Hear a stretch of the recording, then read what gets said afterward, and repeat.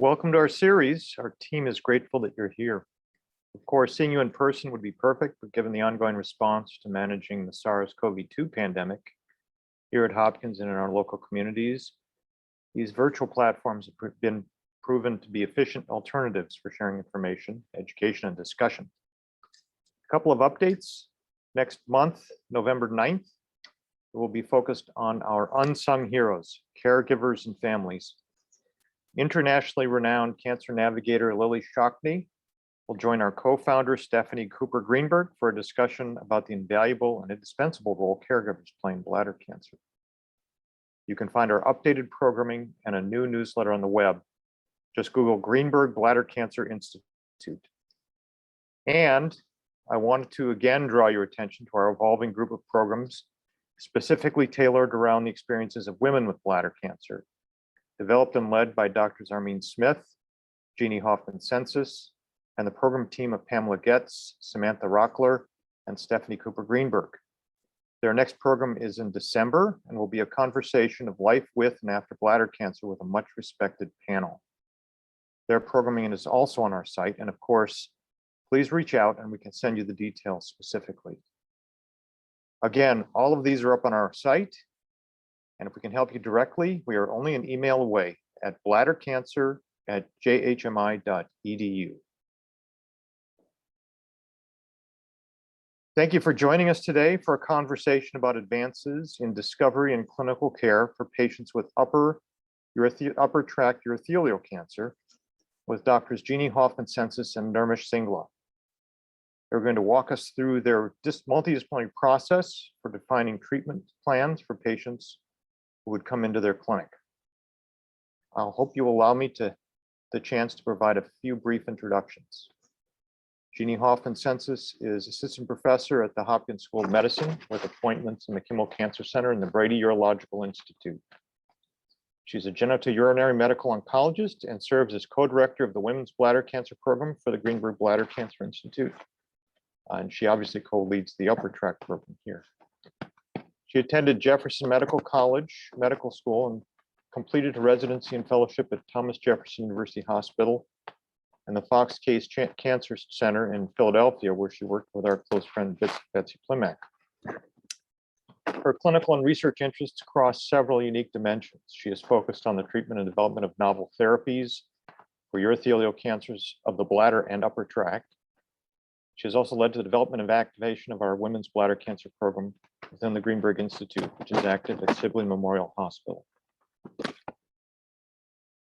Dr. Nirmish Singla is an assistant professor of urology and oncology in the Brady Urological Institute at Johns Hopkins. He serves as the director for translational research in genitourinary oncology and helps lead the multidisciplinary kidney cancer program at Johns Hopkins. We just heard that he got a very nice fellowship, Young Investigator Award.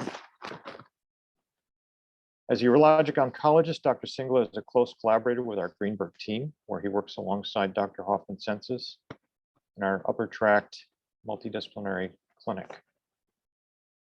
Dr. Singla attended the University of Michigan Medical School. He completed his residency training in urologic surgery at the University of Texas Southwestern Medical Center in Dallas, where he worked with several friends of ours.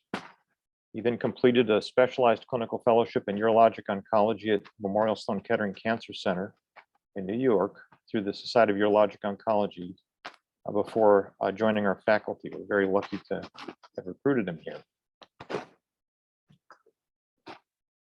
More than their incredible portfolio of discovery, both Jeannie and Nirmish represent the very best of our institute's focus and commitment to patients and their families with upper tract cancers. I'm grateful to their service to our patients, families, and larger communities. Dr. Hoffman-Censits and Dr. Singla, welcome, and thank you for joining us today. Jeannie and Nirmish have agreed to speak for about 30 minutes, and then we will transition to a larger group discussion. And I'd ask you to write questions into the chat and save them for the end, and I'll moderate the group discussion afterward. There'll be plenty of time for it. Jeannie, Nirmish, thank you very much. I'll turn it over to you. Dr. McConkey, thank you so much. And thanks to everybody who's tuned in today. and allowed us some time to talk about this rare but really important topic, upper tract urothelial cancer. The title and the charge was a mock tumor board. So what Dr. Singla and I thought that we would do is first provide a little bit of introduction about the anatomy of upper tract urothelial cancer, go over some grading, staging, how we come to that. And then to frame the rest of the talk, talk about some novel treatments in low-grade upper tract urothelial cancer as well as high-grade disease. So urothelial cancer occurs in about 81,000 patients annually. When we think about all of those patients that develop urothelial cancer, the majority of them will develop bladder cancer, which is the 5th most common cancer diagnosed every year in men. Upper tract urothelial cancer, the statistics on that are a little bit challenging because sometimes those statistics fall within diagnoses of kidney cancer and then sometimes within urothelial cancer of the bladder. But overall, if you take all the patients that are diagnosed with urothelial cancer or bladder cancer every year, it's somewhere between 5 and 7% that have upper tract urothelial cancer. So what does that mean when we use that term? The bladder is lined with a tissue type called urothelium. And when I think about like what that looks like, it's almost like a very thin saran wrap type lining of the inside of the bladder wall. And that's contiguous with the ureters. Those are the yellow straws that connect the inside of the kidney down into the bladder. That's a contiguous connection, as well as the renal pelvis, which is the inside reservoir of the kidney. The spongy part of the kidney, that's where blood is filtered and urine is made. And that urine is then transitioned into this reservoir called the renal pelvis, down into the ureter, and then dwells within the bladder. Sometimes when Dr. Singla and I meet patients in clinic, they've never seen a picture of this anatomy before. So this is oftentimes a picture or a picture like this that we show just to give a better sense of what we're talking about with the upper tract. So the upper tract, when we discuss that, and we're talking about that today, we're really talking about all these different structures. So that includes the ureter, which is this long tube here, as well as the renal pelvis. So tumors within the structure, tumors outside of the structure into the kidney are called kidney cancer or renal cell carcinoma, and that would be a topic of a completely different talk altogether. Next slide. So when we think about urothelial cancer, oh, can we go back to one slide, please, Wasim? Thank you so much. So when we think about urothelial, upper tract urothelial cancer, these are some of the thoughts and the challenges that we have when we're then introducing the rest of the talk when we talk about staging, clinical trials, and treatment. So first, it's a rare population. So what does that mean? Unlike more common cancers, say like lung cancer or breast cancer, the number of clinical trials that are designed and developed just for patients with urothelial cancer, upper tract urothelial cancer, are pretty small. So what that means is that the extent that we can look into the literature and do large randomized clinical trials with hundreds of thousands of patients every year, we don't really have the ability to do that, both because it's a rare cancer as well as other facets around the disease, which we'll talk about. Dr. Singla can give you great information about trying to get biopsies in this area. As you can tell, it's pretty hard to get all the way up into the renal pelvis. So even getting a diagnosis can sometimes be challenging. We know that when we do staging, and we'll talk about how we as physicians provide our patients with staging information, that oftentimes the anticipated stage based on the information provided in a pathology report or on a CT scan may not be really reflective of the final stage, and that's called upstaging. As we discussed, there are very few what we call large prospective clinical trials. So the data for which we're using to define standard of care is very small. This is also a special population in that for many patients, a standard option is a nephroureterectomy, means taking out the kidney altogether. And as expected, that would come with a decline in kidney function after surgery. We know that from our colleagues in Europe, and we'll talk about this later in the talk, that there is robust data for some patients to get chemotherapy after surgery. But again, that poses some special challenges because as of now, our best chemotherapies are metabolized by the kidneys. Next slide. So I'm going to pass it to Dr. Singla, who's going to talk about cancer staging as well as low-grade disease. Thanks, Dr. Hoffman-Censits, and also thanks, Dr. McConkey, for that really kind introduction. When it comes to how we think about treating this disease entity, there are certainly several nuances that Dr. Hoffman had sort of outlined in the last slide, and in large part, our decisions are kind of predicated on ultimately what do we think is the stage of these tumors, and also what is the grade of these tumors, because the decision as to whether or not there needs to be involvement of a urologist alone, a medical oncologist alone, or some combination thereof largely amounts to kind of what our overall risk profile would be for certain patients.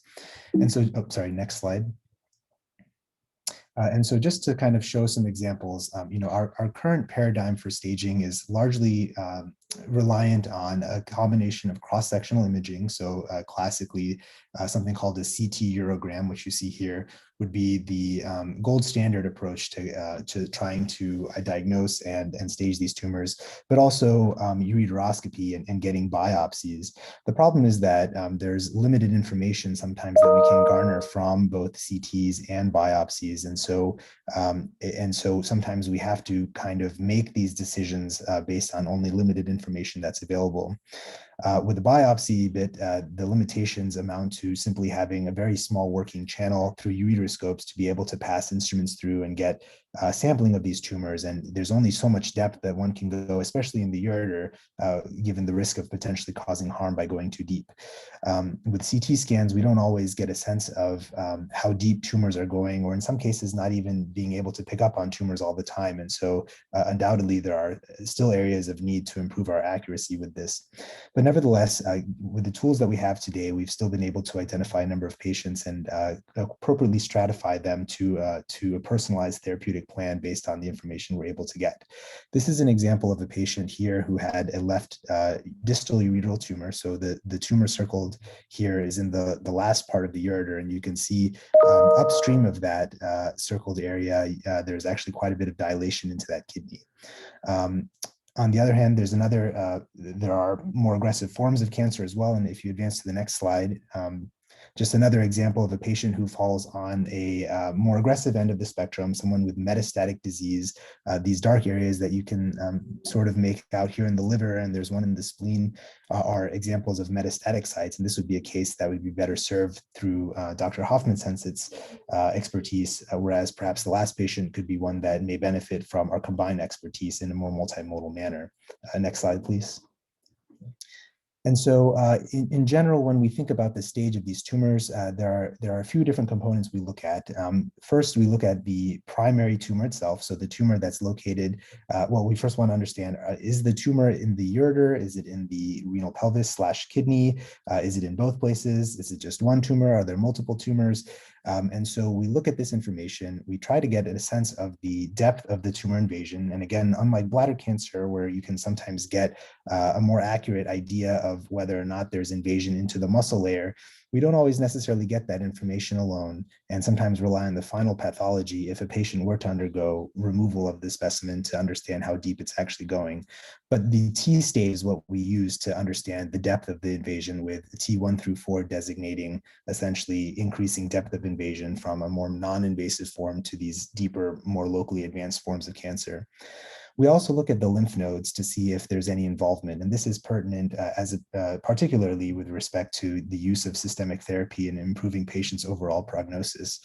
And so we look at both the number of nodes as well as the size of the nodes involved to help assign an appropriate lymph node stage or an end stage.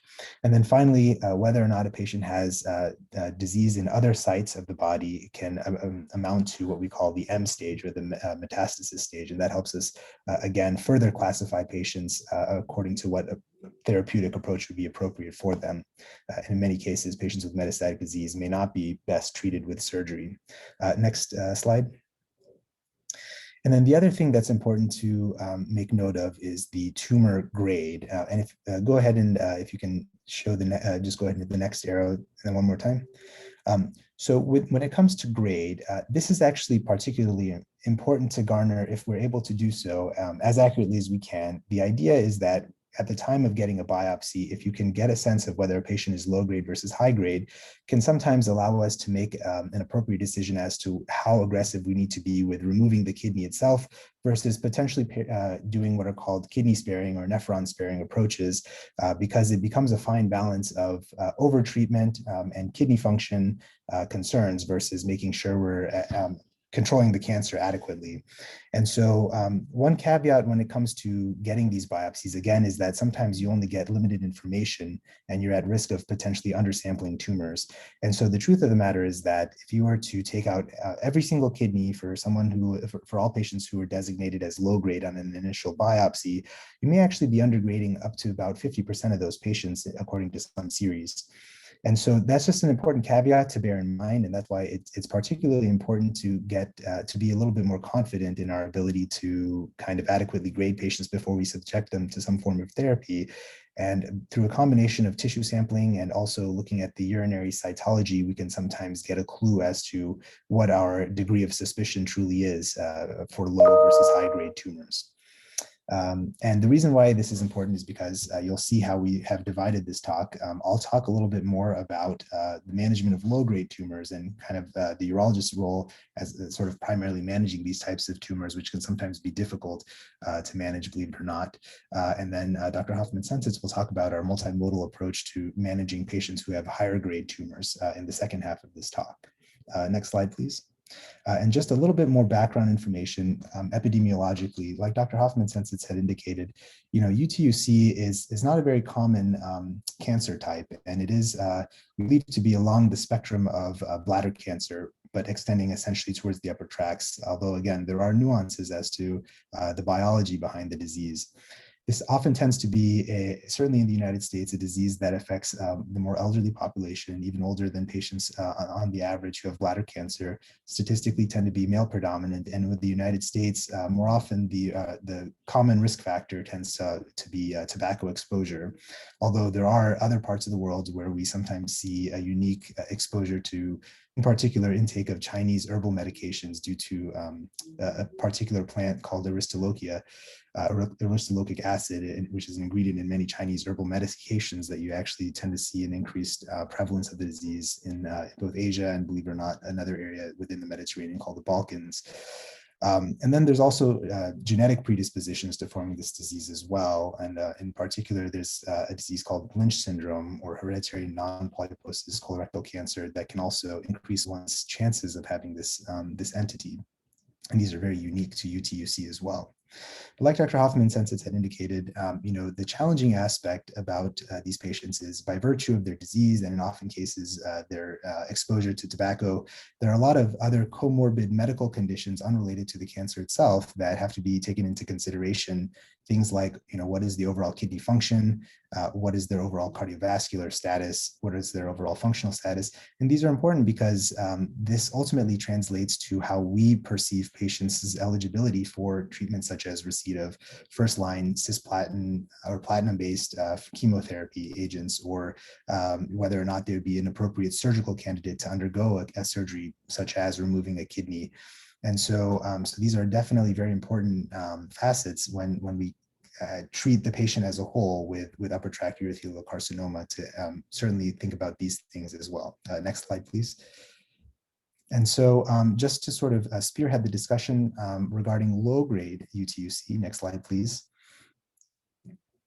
Again, with low-grade disease, the good thing is that overall, for purely low-grade disease, progression to either higher grade states or more invasive states tends to be relatively uncommon.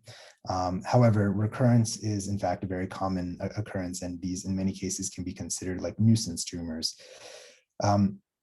Because of these tumors being relatively less aggressive than their higher grade counterpart, we often try our best to try and spare the kidney when appropriate. And these often include endoscopic means, in other words, going up with a scope, sometimes with a laser, and basically trying to control the disease in that manner while without having to sacrifice the kidney as a whole. Now, there are some patients that may benefit from still undergoing a nephroureterectomy, or removal of the kidney, but there certainly would be a handful of patients that we believe to be overtreated if you were to offer this to every patient who walked in the door with low-grade UTUC. And like I had indicated before, it's important to try and be as confident as we can with the diagnosis of low-grade tumor, because again, we found that there may be still areas of higher grade involvement for the bulkier tumors, perhaps below the surface, that you can't always get with a ureteroscopic biopsy alone. And so at the end of the day, as a clinician, we think about a few different goals when it comes to managing low-grade UTUC. This includes A, as accurate grading as we can get, B, maintaining longer-term kidney function in as much as we're able to, but then at the same time, finally C, making sure that we're also not curtailing oncologic control, so making sure that we're trying to maximize the control of the cancer in as much as we're able, with balancing these other considerations as well. Next slide, please. And so in terms of options for managing low-grade UTUC, I've presented here a few that we have in our wheelhouse, as well as some investigational ones that are that will be kind of opening up soon here at Hopkins as well. Classically, we have surgical extirpation, which again could involve the removal of the whole kidney, or perhaps and ureter, or perhaps even just the ureter alone, based on the location of these tumors. But again, like I said, it's possible that some subset of patients with low-grade disease may be overtreated with that type of an approach. As a result, endoscopic ablation has largely taken hold for low-grade disease, and this can be done with a ureteroscope using a laser in either what we call a retrograde fashion, so going up from the bladder, up the ureter, and up to the kidney in that manner under anesthesia, or something called an antegrade approach, which involves going through the back and what we would call percutaneously ablating these tumors. And so those are a couple different ways to access the kidney and go down into the ureter. And depending on the nature of the tumor or tumors, sometimes one or the other approach may be more appropriate.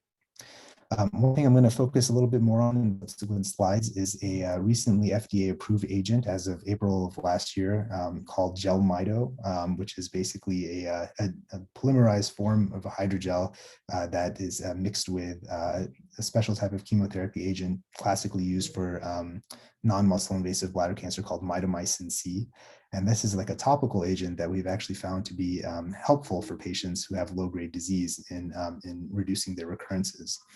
And I'll talk a little bit more about that agent here momentarily, but Johns Hopkins was involved in the initial trial, and certainly we have it available at our disposal if we need to use it for the appropriately selected patient. And then finally, we do have other emerging techniques, including one that we will be opening up here at Hopkins, hopefully in the near future. And I'll talk a little bit about that as well in the coming slides. Next slide, please.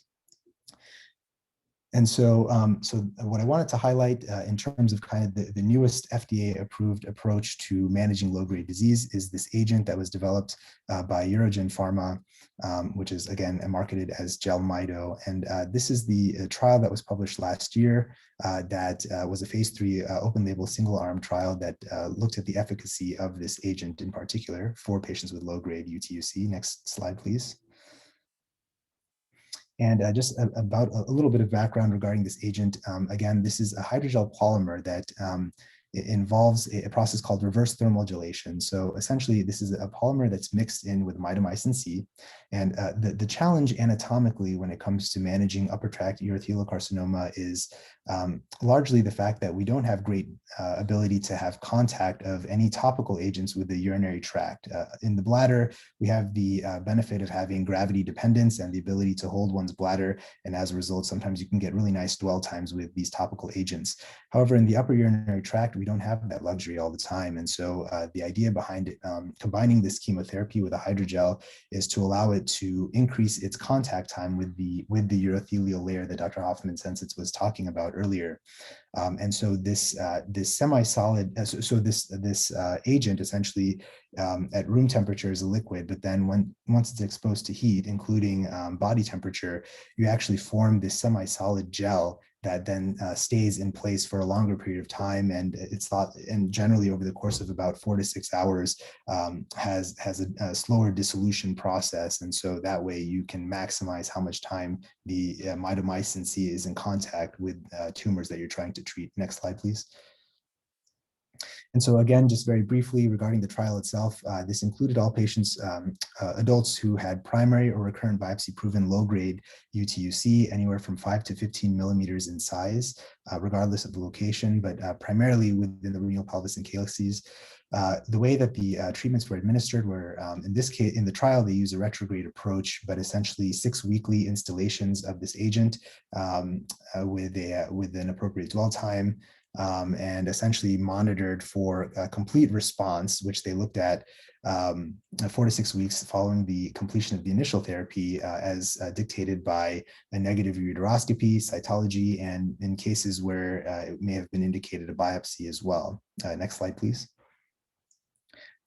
And so, go ahead and just hit the next slide, hit the next button. Okay, so in total, the trial accrued 71 patients, and per the defined criteria, there were actually 59% of patients who demonstrated a complete response, which was quite encouraging. And there was also a maintenance or a follow-up period that was included in the trial as well, in which 41 patients had entered with a median follow-up of 11 months. And out to about 12 months, among the patients who remained within the follow-up period that at least was captured at the time of the publication, 70% of patients had actually demonstrated a durable response, which again was really quite encouraging. Next slide, please.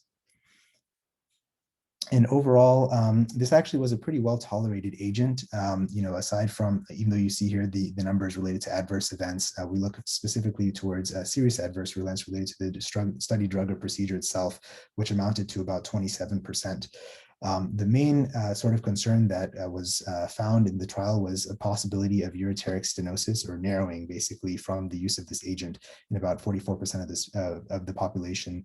This tended to be usually a transient effect, but one that certainly would make us take a bit of a pause for patients who have solitary or single kidneys that we're treating. And so what I would say would be kind of the main consideration when we're practically looking at the implementation of this agent. And there were no treatment-related deaths. Next slide, please. So the benefit of this trial is that now it has introduced into our armamentarium the first sort of FDA-approved agent for chemoablation of low-grade UTUC, and this offers a kidney-sparing treatment in patients, particularly with a larger tumor burden or a tumor volume of disease, who may not be the best candidates for endoscopic ablation alone. And like I said, we have this agent fortunately available here at Johns Hopkins, and we're offering it in our JHOC clinics. Next slide. And before I hand it over to Dr. Hoffman-Censits, I'll just put in another plug for this, since we are opening up this trial here at Johns Hopkins as well.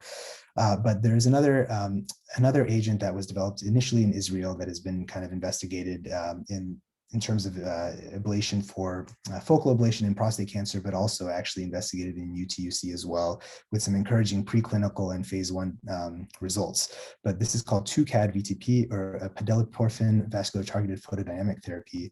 And essentially this is an agent that's injected, and it's a photosensitizing agent that actually accumulates within the vascular compartment of these tumors. And you activate it endoscopically using a laser. You try to ablate the tumors, and at this specific wavelength, 753 nanometers, you induce the release of free radicals that ultimately amount to tumor necrosis and death. And so there's now an open phase 3 trial called the Enlighted study. Next slide. We're now in the process of undergoing regulatory review here at Johns Hopkins before it'll be formally open to accrual.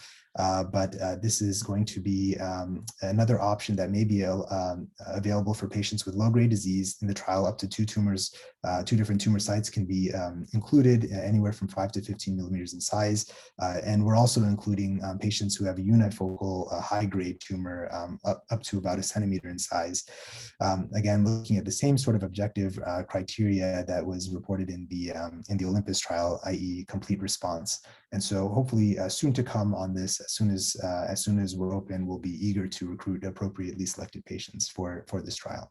Next slide. And so on that, I'll hand it over to Dr. Hoffman-Censits to talk about the other end of the spectrum, which is higher grade UTUC.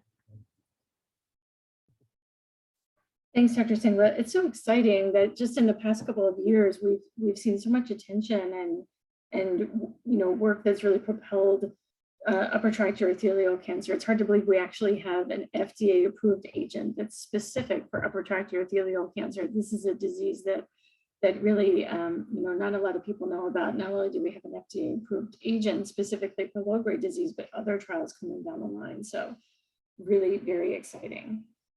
So thank you. Yeah, I'm going to take over and talk about high-grade upper tract urothelial cancer. This is, in fact, a lot of times a disease that Dr. Singla and I will take care of together. I think one of the great benefits of working in a place like Johns Hopkins and being in these departments, you'll often hear that we're, all have appointments in different departments, and that's because we really do live in multiple worlds. I'm a medical oncologist. I use medicines for a living, but I certainly interact with and talk to our surgical colleagues and participate in their conferences and their workflows really often. Next slide. So when we see a patient with high-grade upper tract disease, we're also thinking about the comorbid renal function, cardiovascular issues, and functional status that Dr. Singla mentioned earlier. But the other two things that we add in as I'm having conversations with patients and families, we'll ask about hearing loss as well as peripheral neuropathy, which is numbness and tingling in the fingers and toes. And I know that seems like some unusual questions to be asking somebody that has a high-grade upper tract urothelial cancer, but the reason for that is because we're trying to make decisions as to whether or not a patient is a candidate to get a drug called cisplatin. So as of today, in October of 2021, cisplatin remains the most active agent in urothelial cancer and is the primary first-line treatment for patients who have metastatic disease of the bladder and upper tract, as well as the agent that we preferentially use in the perioperative setting, meaning before or after surgery for a high-grade, high-risk cancer. And because cisplatin is metabolized by as well as toxic to the kidneys, because it needs to be given with a lot of intravenous fluids, we have to make sure that patients have very good kidney function, especially because at the end of their treatment, if they go forward with a surgery to remove the kidney, they will lose kidney function, unfortunately, most of the time. They have to have a good functional status because chemotherapy can make patients quite tired. And because of neurologic toxicity, cisplatin-based chemotherapy can cause hearing loss as well as neuropathy. Both of these things can be permanent. So it's an unfortunate issue in the population of patients who have bladder and upper tract urothelial cancer. That a lot of our patients do have hearing impairment related to their disease and their treatment. This is something that we don't find satisfying at all, and is one of the satisfying parts of our job, that we continue to work on newer and better treatments where we don't have to think about these questions so often. Next slide.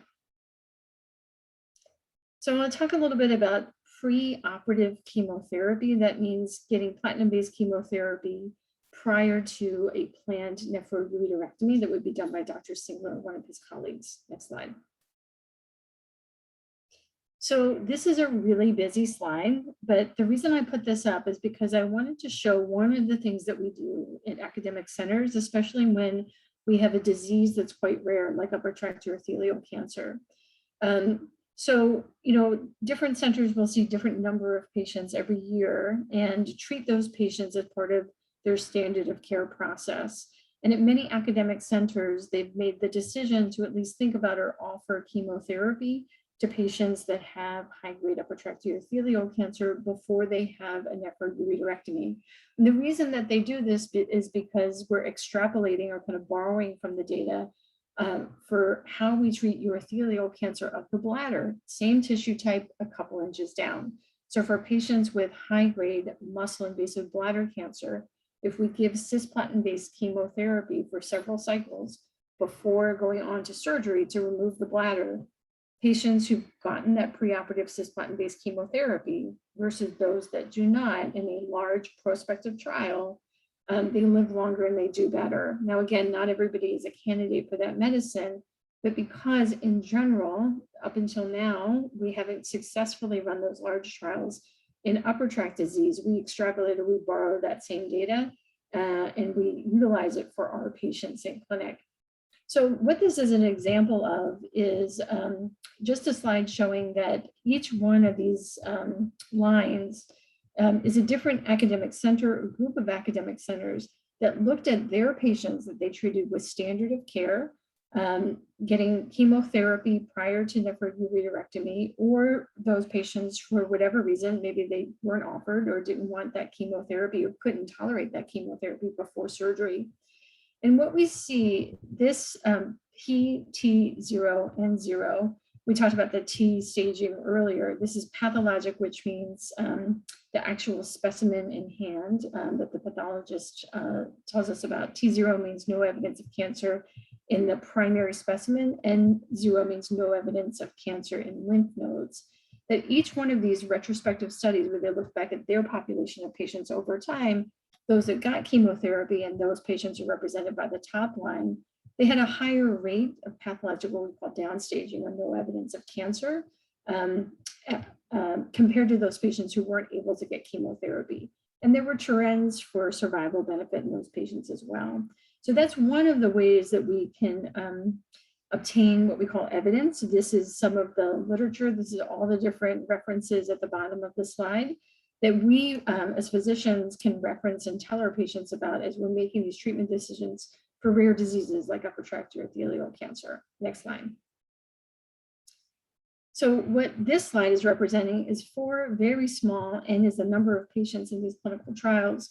Prospective meaning going forward in time, clinical trials where patients were, where we discussed getting preoperative chemotherapy and then following those patients forward in time to understand, number one, how did they tolerate the chemotherapy prior to nephroureterectomy? And then 2, what was the rate of PCR or pathologic complete response? And there's pretty much consistency across the board with these different studies. This pathologic complete response rate of 38% was a little bit higher. That was a different combination of medicines that we saw compared to these other studies. But this is some information, again, that we use to inform decisions and make the clinical decisions when we're meeting with patients. Next slide.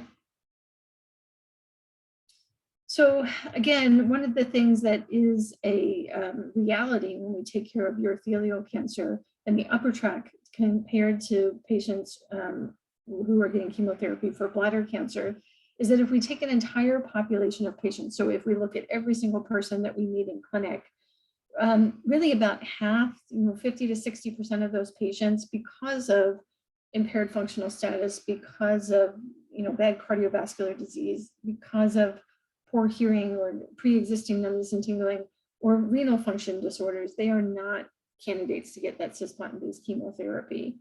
So already we have patients that maybe would see us together in clinic, Dr. Singla and I together, we would have a conversation and decide for this patient, we're going to forego the discussion about preoperative chemotherapy because their kidney function maybe isn't good enough for it, and they would move on straight to surgery with Dr. Singla.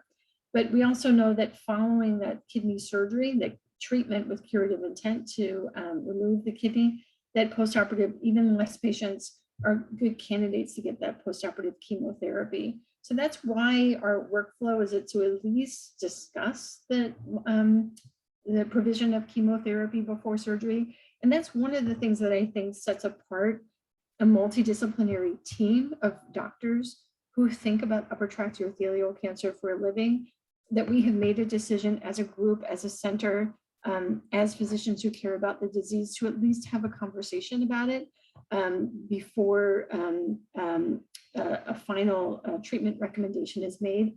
Based on the patient and based on the situation, we may not necessarily have a direct discussion with the patient, because if a kidney function if there's no reversible cause of a poor kidney function, then we may not want to use the time or the space to do that and bring a patient in for a conversation that really is not suitable for them. But I think it is important that we have agreed to have this discussion and think about the use of chemotherapy prior to surgery. Next slide. So this is an exciting clinical trial that was a few years in the making. This is called the EA8192 schema. This clinical trial, the E and the A stand for ECOG acronym. So especially for rare cancers, the ECOG and cooperative group mechanism is very important. So what this is a collection of academic medical centers that have decided to collectively work together to come to clinical trial answers for our patients. And the beauty too of ECOG and other cooperative groups, there's a Southwest Oncology Group, there's a Hoosier Oncology Group. I almost think of these like professional sports leagues, like the National League and American League almost, but this collective, which includes academic centers as well as community partners. So there's plenty of oncologists that are in the community trained in academic centers or interested in doing research. So some of these clinical trials can be, done close to home. You don't need to come to an academic medical center to get these access to these clinical trials. But this trial is just up and running. And what this trial is trying to see is whether our Hopkins institutional standard and the standard at many centers across the country, which is 4 cycles of MVAC, which is accelerated MVAC. Accelerated means that we give that treatment every 2 weeks. And the MVAC stands for a standard 4-drug chemotherapy regimen that we give in the preoperative setting, as well as in metastatic disease. That stands for methotrexate, vinblastine, adriamycin, and cisplatin. Whether or not giving that medicine alone or giving that combination with an immunotherapy drug called durvalumab. This is one of 5 checkpoint inhibitors that's FDA approved for urothelial cancer. But giving it together with MVAC, does that improve something called event-free survival, which means that if a cancer comes back or if a patient unfortunately winds up passing away from the cancer. So that's going to be a very large clinical trial. So patients for this study are diagnosed and identified by urologists with high-grade upper tract urothelial cancer. And then if they're interested in participating in the study, the majority of those patients who have a good kidney function will be randomized. That means we don't get to choose and the patient doesn't get to choose into one of these 2 treatment arms. And that's, of course, if they agree to enroll in the clinical trial. We also have what's called an exploratory arm. This is much lower number of patients, 29 patients versus over 200 patients, for patients that are interested in participating in this clinical trial, but unfortunately don't have adequate kidney function to safely receive that MVAC chemotherapy. So we have an arm for those patients as well. Next slide. Next slide. So what about postoperative chemotherapy? Next slide. So for postoperative chemotherapy, we actually have, thanks to our colleagues in Europe, a completed randomized phase 3 clinical trial in upper tract urothelial cancer. It's hard for me to believe that we can actually say that that's true, but our colleagues in Europe, led by Alison Bertle, have done really a miraculous and a very important job. I think really number one is just shedding light on the fact that upper tract urothelial cancer is a disease. And the fact that a clinical trial that is this large that was done was actually completed. I think it's they've done so much, I think, to help all of our patients with the disease to really bring focus to it. So in this clinical trial, in part based on kind of standard workflows in Europe, instead of having conversations about chemotherapy prior to surgery, patients were seen by doctors like Dr. Singla first, and then sent to medical oncology to have a conversation about chemotherapy. So for those patients that had high-risk tumors, meaning T2, which is invasion into the muscle layer of the ureter or the renal pelvis, or to T4, which is kind of tumor extending beyond the tissues, or any evidence of lymph nodes that were invaded by cancer, those patients were then randomized to what at that time was the standard of care, which is observation alone, meaning getting a follow-up CT scan, as well as Dr. Singla and other colleagues looking inside the bladder doing a cystoscopy, because patients with upper tract urothelial cancer can sometimes get recurrences that drop into the bladder over time. So part of our standard of care is that we do a CT scan as well as a cystoscopy. And the chemotherapy arm, so those patients were randomized to get chemotherapy, that chemotherapy arm was then assigned based on kidney function. So if patients had good kidney function, they were cisplatin candidates. They were given what is the standard of care, which is cisplatin and gemcitabine. And if they did not have adequate kidney function, but were still good chemotherapy candidates, they could still be in the trial, but instead they got carboplatin, which is a medicine that is reasonable medication, but may not be as good as cisplatin. And so patients that had a GFR less than 30, so that means that patients who had poor kidney function after surgery, whether or not that was because they came to surgery with poor kidney function, or in surgery they had good kidney function but lost that kidney function after surgery, those patients were not in this clinical trial. So that's a group of patients that maybe were not served by that study. Next slide. So this was a really important study and an outcome. These are the 3-year disease-free survival estimates. So this is some updated data that was presented at GU ASCO. But this, giving this chemotherapy for patients who were not candidates, that did not get chemotherapy prior to surgery, is standard of care based on this information, which is that getting chemotherapy after surgery improves disease-free survival. Sorry, the dog wants to participate. Improves disease-free survival, which is really, really important. Looking long-term, again, following these patients over time, there was a numerical improvement in metastasis-free survival, as well as overall survival, which means numerically patients live longer getting this chemotherapy. And that chemotherapy arm is in the red versus their surveillance or just observation alone arm in blue. But at the end of the day, looking at the 3-year long-term estimates, it was unclear and it didn't meet what we call statistical survival benefit. Despite that, I think a lot of us still believe in this data and will offer chemotherapy to our patients who've had a nephroureterectomy for high-grade upper tract urothelial cancer and have high-risk features like lymph node positive disease. Next slide. This just shows that the patients who got cisplatin and gemcitabine may have had more benefit from their chemotherapy versus those that had carboplatin and gemcitabine. To the left of the long line here, these are the patients that are benefiting from treatment. To the right, those are the patients that may have not benefited from the treatment.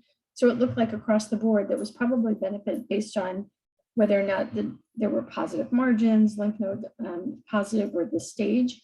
But in general, this recapitulated what we previously kind of believed about the chemotherapy, which is that cisplatin is probably superior to carboplatin, but we will certainly have conversations with selected patients about carboplatin.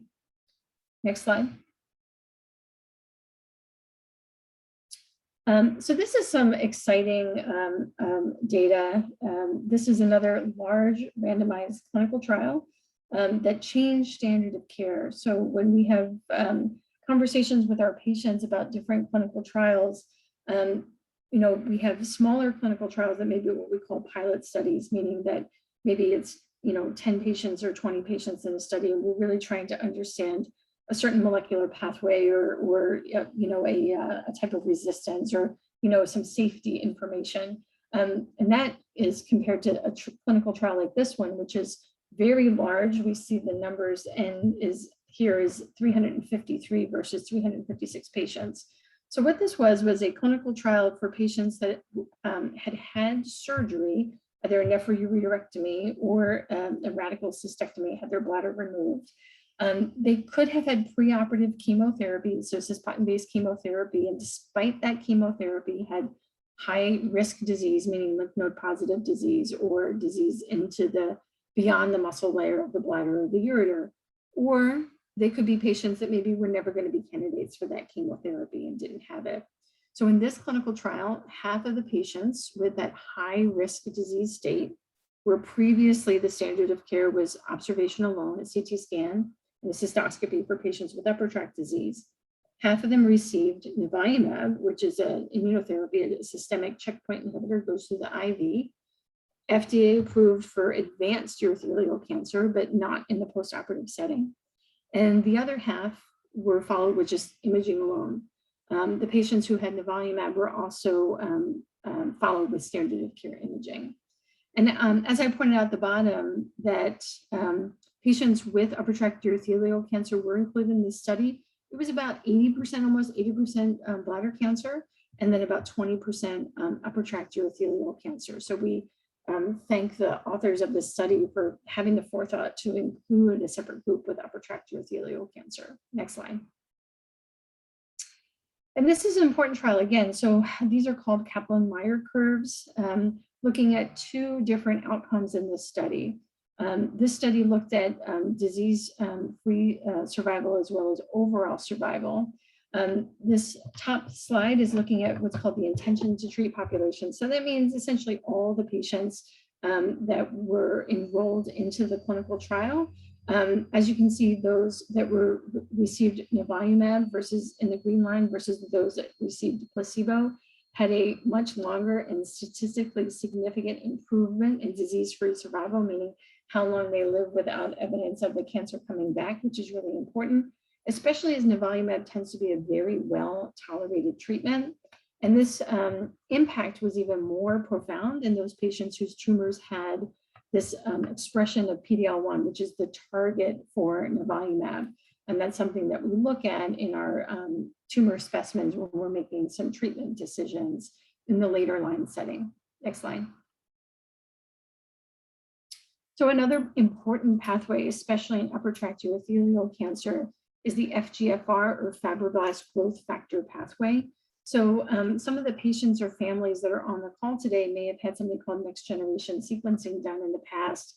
And that's where a tumor is sent sometimes to a commercial entity like Caris or like Tempus or like Foundation Medicine, or internally sequenced. And so what we as physicians and what maybe your doctors at home are looking for is a mutation or a fusion or a change in the pathway of FGFR. This is pretty common in urothelial cancer. I think probably Dr. Singla has seen a lot more of this than I have because it's so much more common in low-grade bladder cancer. But in high-grade upper tract urothelial cancer, we can see that change or that mutation in about 20 to 30% of patients. So what does that mean? It means that an FDA-approved drug called erdafitinib, as well as other drugs that are in development, are in our toolkit that we can use for patients that have metastatic urothelial cancer where their tumor has that change or mutation. So that's important because if we identify who those patients are, that means that they could potentially get a benefit from this targeted agent. And we can also then identify those patients who maybe wouldn't get a benefit, may only have side effects, but unlikely to have a response. So this is important technology as well as an important FDA-approved drug and pathway. Next slide. And the reason I'm bringing that up in this context is because this is another large randomized phase 3 trial where patients post-operative are offered enrollment into this trial, looking at upper tract urothelial cancer. Because it's more common in upper tract disease, this trial is trying to enroll 85% with upper tract disease or muscle invasive bladder cancer that have this change or mutation. And this is a clinical trial where half the patients are planned to get FGFR targeted therapy or follow up with placebo alone. Next slide. So finally, one population, because Dr. Singla and I see a lot of patients with upper tract urothelial cancer, there is a special population of patients where they have very, very poor kidney function. So maybe that's a creatinine clearance of 15 or less, or maybe they have one kidney. So urothelial cancer is a disease that unfortunately can recur in different places. The urothelium, as I mentioned in the beginning of the talk, is this contiguous kind of tissue lining of the bladder, the ureters, and the renal pelvis. And to have an upper tract urothelial cancer on one side, unfortunately, part of the reason that the surveillance includes CT scans and cystoscopies, is because those tumors can develop on the other side. So this is a special population of patients, many of whom will seek out care at academic centers because they've been told that the best true standard really is to have that kidney removed. But understandably, that's a whole lifestyle change to go on hemodialysis that not many patients are interested in, or at least want to see if there's a treatment that could delay that. So we do have a clinical trial in development, and hopefully this would be something that we could kind of give more public information about maybe the next time we're invited back by Dr. McConkey and colleagues. Next slide. So what about resources? I bet that for the patients and the families who are on the call, when they or somebody that they love was diagnosed with upper tract urothelial cancer, it may be the first time that they've ever heard of this entity. And because it's so rare, and because the best information you can probably find about it is tied in with bladder cancer, one of the things that we thought as a group was important was to really put information, good information into the, into the web about this, so that this wouldn't be such an isolating diagnosis. So we've worked hard to make our Greenberg Bladder Cancer Institute Upper Tract Urothelial Cancer website. There's also other groups that are dedicated to this as well. So of course, our partners at Beacon, the Bladder Cancer Advocacy Network, as well as Euro Today and others, I think are doing their best to shed light on this rare but really important topic. Next slide. And this is our team. When we say multidisciplinary and when patients meet with Dr. Singla and I, it's really not just us, it's this collective team of doctors that we work with together. Sometimes we present cases in tumor board to get more of a collective information. All of the pathology is reviewed by specialized genitourinary, pathologists who for a living, look at second opinion slides and slides from, Hopkins. These doctors really are so important, and like certainly people that you might not necessarily meet, but really important people in terms of the multidisciplinary program. We have specialized radiologists that are really, our partners in looking on the, at the ureter, at the lymph nodes around it, in the renal pelvis, which is so important, as well as our scientific team that help us ask and answer really important scientific questions about the best diagnosis and treatment modalities for upper tract disease. So I think we've reached the end of our slides, and I think we have some time for discussion. Thank you so much for everybody who tuned in today.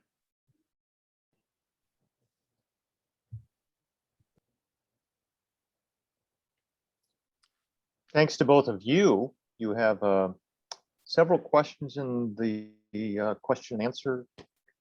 I will go ahead and start at the top. So Neil Kurtz asks, in patients who ultimately undergo bilateral nephroureterectomy for UTUC, what are the criteria for renal transplantation? Nirmish?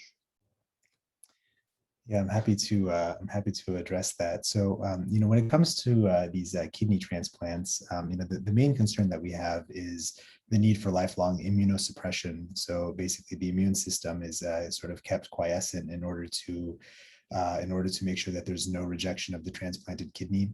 But the problem is that, the reason for concern from a cancer perspective is that the immune system also has an important role in sort of fending off tumor cells at the same time.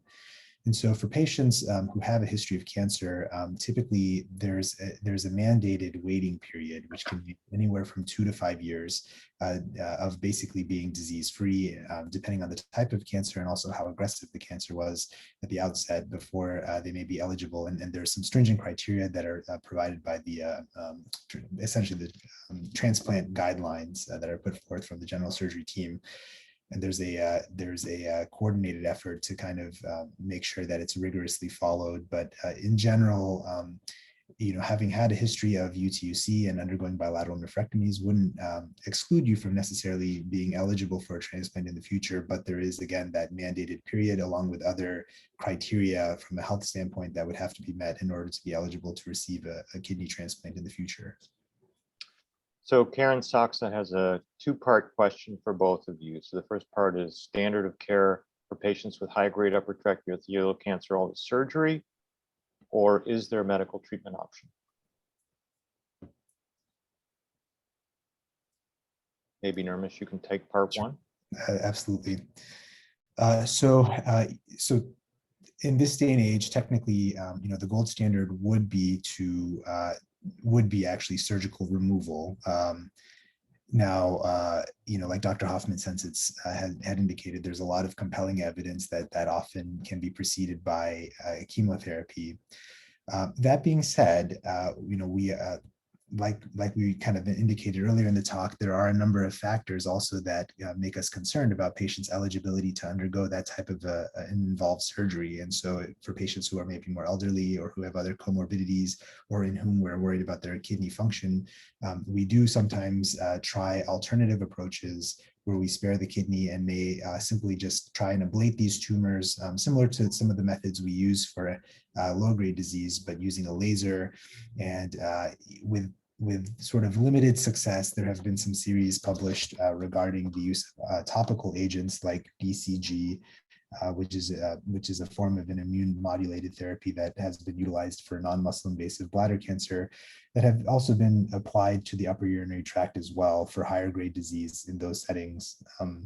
The problem again is that the dwell time is a little bit limited. So the amount of actual time that these agents can be in contact with the tumors is limited by the anatomy of the upper urinary tract. And so that's why newer agents are definitely needed for higher grade disease. And I think a better understanding of how we can spare the kidneys in patients who have higher tumors that are higher grade in the upper urinary tract within the renal pelvis, what have you, are still in need of kind of these alternative forms of management.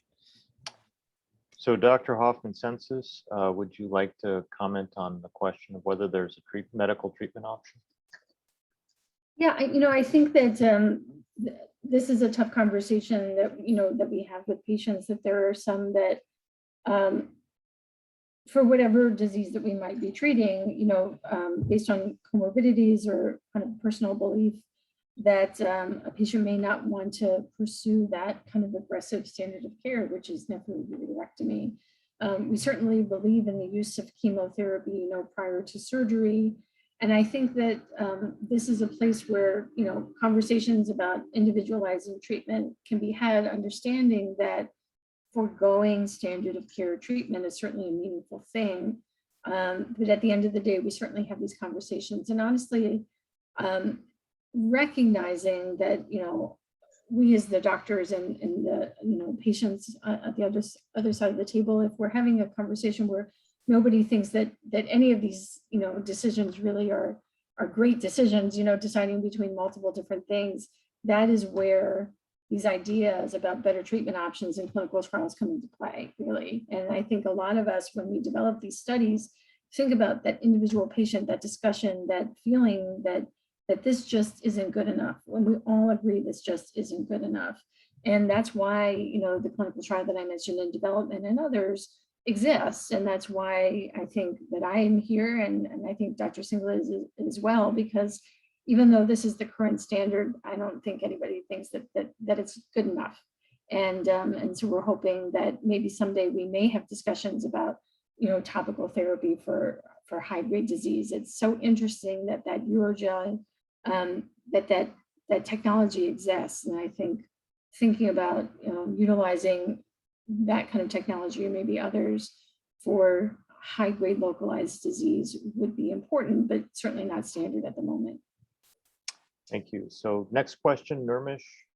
In patients who develop upper tract subsequent to cystectomy for bladder cancer, are the upper tract tumors genetic clones of the previous lower tract tumor? That's a very insightful question. In the last few years, there have been several concerted efforts to try and understand what's termed essentially clonal relatedness, essentially of bladder cancer tumors and upper tract urothelial cancer tumors.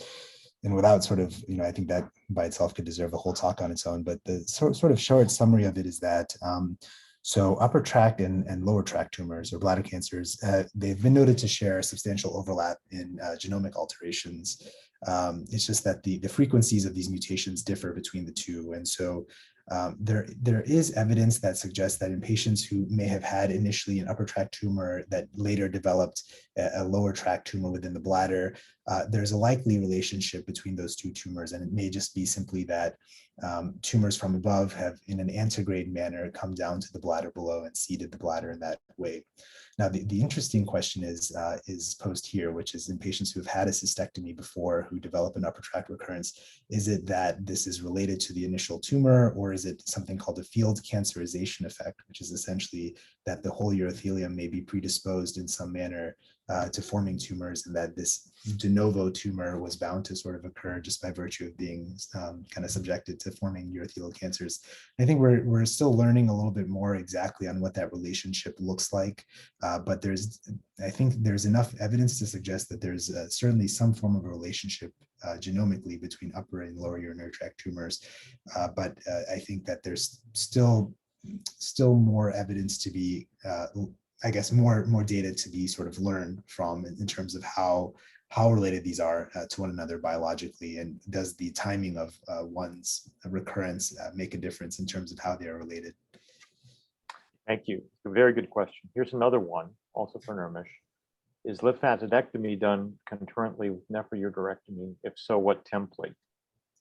So I would say that lymphadenectomy should be considered a standard as part of a nephroureterectomy, 100%. I think the exception to that would be if you're doing it for lower risk disease. So for someone who has low grade UTUC, maybe you can exclude the lymphadenectomy, but again, with the caveat that, knowing that there's an upgrading of about 50% from retrospective series, that you would be sort of potentially rolling the dice on some patients. And so I routinely would plan to do a lymphadenectomy at the time. There is some potential added morbidity of doing that. It adds to the actual procedure as well. But I think that from a cancer perspective, there are benefits that have been shown in a number of retrospective series.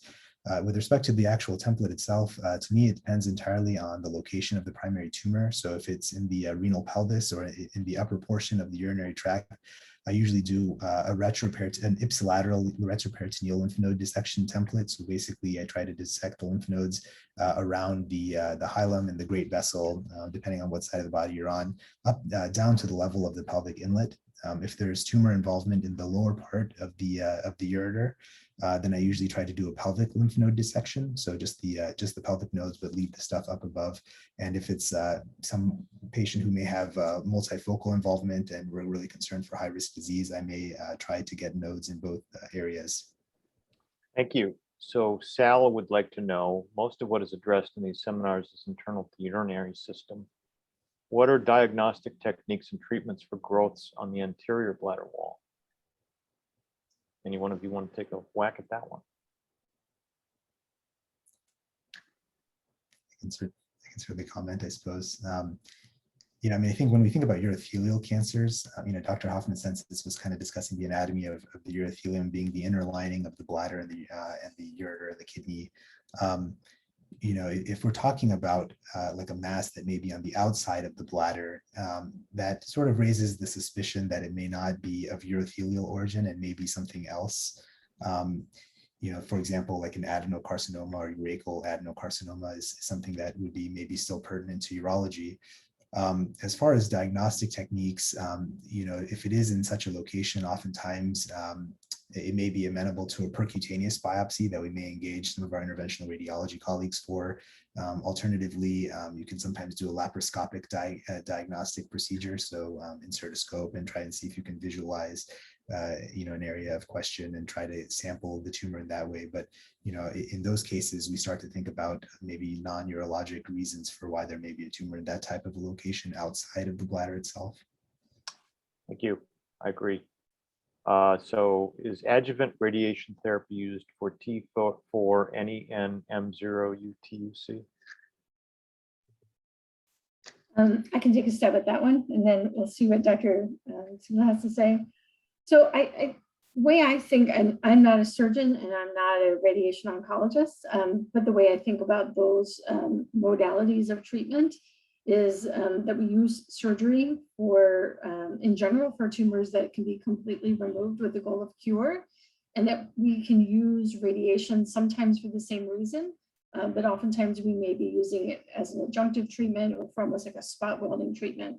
So for some of our patients that even have metastatic disease, we can use radiation as a tool if someone has, great response to treatment, but pain at one site, if you can kind of imagine, boy, if I can fire beams at one site and make that site go away, that patient may certainly feel better. So there's different ways that you can use the tool of radiation. We're fortunate in our tumor board that we do have radiation oncologists that specialize in urothelial cancer to weigh in on these cases. I would say the current data probably, especially in a patient that had preoperative chemotherapy and has a T4 tumor that's lived through cisplatin-based chemotherapy, that we will likely have a discussion about adjuvant immunotherapy, that nivolumab study that I showed that was published in the New England Journal of Medicine. I think that we do certainly think about post-operative radiotherapy, but oftentimes those are reserved for either patients that have positive margins, meaning that there was a microscopic or even a macroscopic focus of tumor that could not be resected by a surgeon, or in a patient where their first postoperative CAT scan really is concerning for lymph nodes that are already back on the scan. So again, if that area can be kind of encapsulated in a small kind of focus, that radiation may be a tool that we use with the hope that despite that early evidence of recurrent disease, that we could still delay metastatic recurrence, or hopefully, still potentially offer that patient a chance of cure. Dr. Singla, anything to add? I agree completely with Dr. Hoffman-Censits, and it's a great testament to the value of multidisciplinary care for this disease. I agree, we wouldn't necessarily routinely use adjuvant radiation, but if we do have some concern that surgically there was grossly, that there was, say, positive margin, or that we believe disease is likely left behind, we have to be a little careful. Certainly, if we think it's at the level of the bladder, there are some side effects related to radiation as well. If you're trying to irradiate the bladder, and so those would be cases where maybe our threshold would be a little higher to offer radiation. If it's in the sort of the renal fossa, so where the kidney was removed, maybe there could be more benefit to it. But again, I would, in my practice, prefer to reserve it for cases in which we either see on postoperative imaging some persistence, or if we are grossly concerned that there may have been some cancer left behind, that maybe you'll be able to kind of sort of prolong the biology by offering radiation in those areas. Thank you. Tracy Horrigan has her hand up, or has had her hand up. Is she still on the Zoom? Wasim, can you give her permission to ask a question live? Yeah, sure.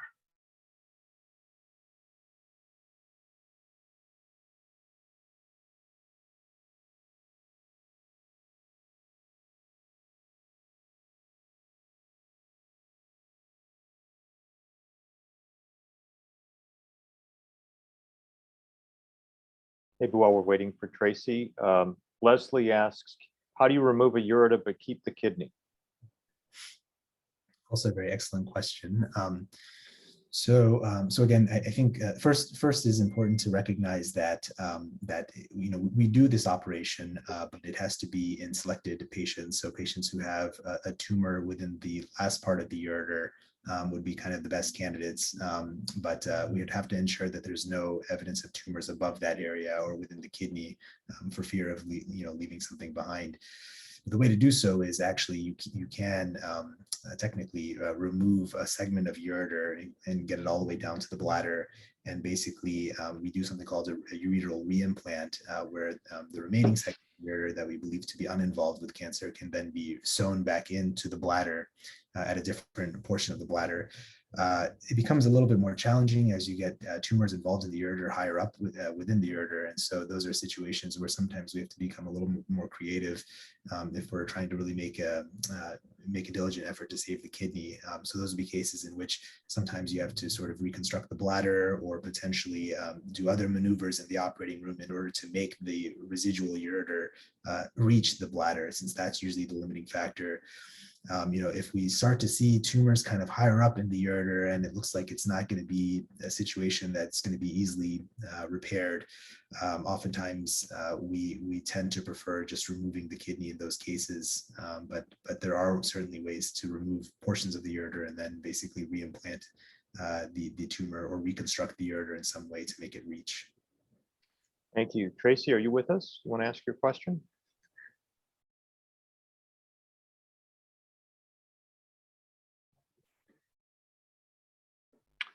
Okay. Still muted. Okay.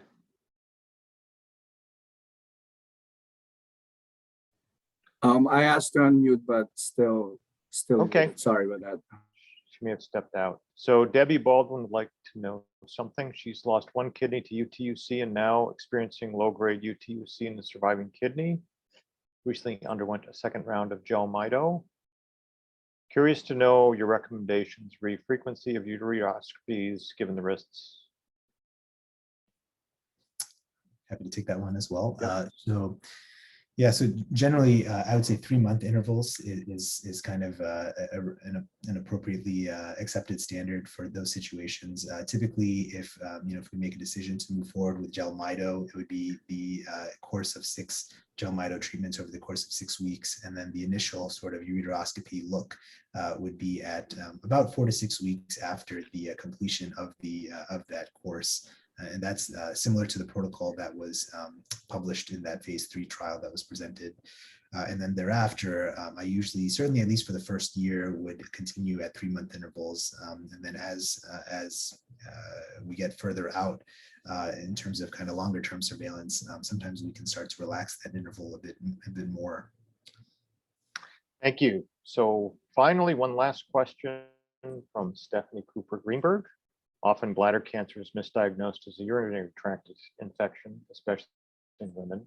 Is upper tract disease also misdiagnosed? And what are the signs that one may have upper tract urothelial cancer? Jeannie, do you want to take that? Sure. So thanks, Stephanie, for the question. Yeah, unfortunately, I think that we do sometimes see patients that also, initially present with these, irritative urinary symptoms. Urothelial cancers will bleed, and that blood inside the urinary system is very irritating. And that blood isn't always visible to the naked eye. So that's called microscopic hematuria, or you can have gross hematuria, which means that you can actually see, blood in the bowl. And actually, there are some patients where they even do get to a urologist and will look inside the bladder, don't really see any evidence of tumor, and may or may not have the capability to go up into the upper tract, or maybe are able to go there and the tumor is so tiny or so far up into the renal pelvis that is really, really hard to see. Dr. Singla is the one with the expertise that actually does these these biopsies, but I would say that for the majority of symptoms are pretty similar to bladder cancer. So frequency, urgency, going to the bathroom a lot. When you have to go, and seeing blood in the urine. Dr. Singla, anything to add? I think I agree with Dr. Hoffman-Censits. These, I think, compared to bladder cancer, may be even more challenging to diagnose because the UTI type symptoms can be sometimes more prevalent with bladder tumors for obvious reasons, whereas in the upper urinary tract, sometimes you don't always have that ability. And unless you're seeing blood, or unless you're having flank pain from obstruction, or if you have sort of a microscopic assessment of the urine that indicates that there's some blood, you may not always get a thorough evaluation, which it would include a cystoscopy plus, again, our current gold standard right now for imaging would be a CT urogram. And so in many cases, if you don't pick it up from either those subtle symptoms or a CT scan done for another reason, you may potentially miss the diagnosis. And the sensitivity for CT urograms also, like I mentioned earlier in the talk, is a bit limited sometimes for UTUC as well. And so keeping a low threshold to look up with a scope, and keeping kind of a high suspicion based on risk factors, et cetera, is an important way to kind of make sure we're not missing potential patients with UTUC. So while you were answering that question, 2 more questions came up. I think we'll draw a hard line in the sand after these two to let our good doctors go back to their work. But Kathleen Hahn, maybe some relation to Noah Hahn. What is the best way to find UTUC when the patient has suspicious cytology for over 2 years? All is negative except for suspicious and ureter wash. Dr. Singla? I'm happy to take that one. And actually, I think I'll combine this. I believe I see the next question in there. Right. Also asks, is blue light available for UTUC? So, if we find that there's a suspicious cytology, that could mean that it could come from anywhere in the urinary tract. And so in and of itself, that should at the very least bias cystoscopy evaluation. So looking at least at the urethra and the bladder. In those cases, if we're not able to grossly see a tumor, usually we would try this blue light technique, which is an instillation of an agent called hexaminolevolinic acid in the bladder. And that's supposed to preferentially be taken up more or less by bladder tumors. And sometimes you can get better detection of things like carcinoma in situ that you can ordinarily get with the naked eye, about a 25% chance of finding something using that technique, more so than visible white light alone. But even in those cases, there's benefit to getting these ureteral washes where you're able to try, and sometimes with the risk of potentially contaminating your cytology specimens, try and actually selectively get a sample of urine from the left ureteral orifice, or the part that drains from the ureter into the bladder, and then one from the right side as well, and try to keep that separate from a sample, say, from the bladder itself. Now, let's say we're in a situation where nothing shows up in the bladder, and you do have one side that has a selective cytology that's positive. Next step typically would be to try and actually visualize the upper urinary tract. That would be kind of our gold standard way of making a diagnosis, is with a ureteroscope and essentially biopsying any suspicious appearing areas if there's no obvious tumor that appears in the event that there could be some CIS. Unfortunately, at the moment, there isn't an analog of blue light in the upper urinary tract, and I think that absolutely would be something of interest for future research efforts. Again, for some of the anatomic limitations for instilling topical agents into the upper urinary tract for therapeutic purposes, in a likewise manner, there are the same types of limitations for diagnostic purposes as well. And so I think there is certainly some more work to be had from a technological standpoint, but absolutely a very insightful question. Absolutely. And I wanted to thank both of our doctors for giving us a fantastic presentation and Q&A today, and encourage all of you to come back next time and join us. Thank you very much for being with us today. Take care. Have a good evening. Take care, everyone. Thank you.